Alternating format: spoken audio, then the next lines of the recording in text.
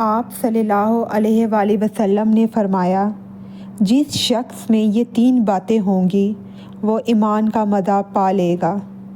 ایک یہ کہ وہ شخص جسے اللہ اور اس کا رسول ان کے ماسوا سے زیادہ عزیز ہوں، اور دوسرا یہ کہ جو کسی بندے سے محض اللہ ہی کے لیے محبت کرے، اور تیسری بات یہ کہ جسے اللہ نے کفر سے نجات دی ہو، پھر دوبارہ کفر اختیار کرنے کو وہ ایسا برا سمجھے جیسے آگ میں گر جانے کو برا جانتا ہے۔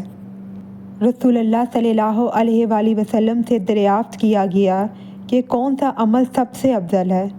آپ نے فرمایا، اللہ اور اس کے رسول پر ایمان لانا۔ کہا گیا، اس کے بعد کون سا؟ آپ نے فرمایا کہ اللہ کی راہ میں جہاد کرنا۔ کہا گیا، پھر کیا ہے؟ آپ نے فرمایا، حج مبرور۔